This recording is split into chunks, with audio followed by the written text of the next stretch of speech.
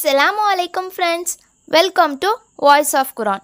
அளவற்ற அருளானும் நிகரற்ற அன்புடனுமாகிய அல்லாஹ்வின் பெயரால் ஓதுகிறேன். இன்னைக்கு இந்த வீடியோவில் ஒரு இஸ்லாமிக் ஸ்டோரி பார்க்கலாம். ஒரு நாள் வானத்தில் மலக்குமார்கள் அல்லாஹ்வை துதித்து கொண்டிருந்தார்கள்.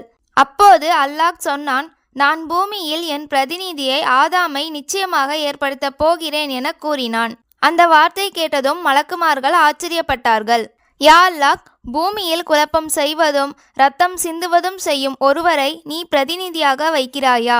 நாங்கள் உன்னை புகழ்ந்து துதிக்கிறோமே என அவர்கள் கூறினார்கள்.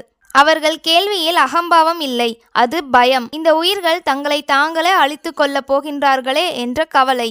அல்லாஹ் அமைதியாக ஒரு பதில் மட்டும் சொன்னான், நீங்கள் அறியாததை நான் அறிவேன். சூரா 2 வசனம் 30. காலம் ஓடியது. ஆதாம் பூமியில் இறங்கினார். அவருடைய சந்ததிகள் வளர்ந்தார்கள். மலக்குமார்கள் பார்த்தார்கள். ஒரு மனிதன் கோபத்தில் இன்னொருவனை கொன்றான். ஓர் மனிதன் பேராசையால் ஏமாற்றினான். ஓர் மனிதன் அதிகாரத்தில் அநியாயம் செய்தான். மலக்குமார்கள் நினைத்தார்கள், நாங்கள் சொன்னதுதானே நடந்துகிட்டு இருக்கு.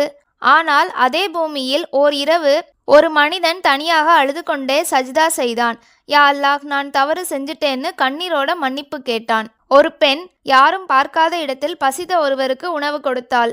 ஒரு மனிதன் தன் செல்வத்தை எல்லாம் இழந்தாலும் அல்லாஹ் போதும்னு சபர் காட்டினார். அந்த நேரம் மலக்குமார்கள் புரிந்து கொண்டார்கள்.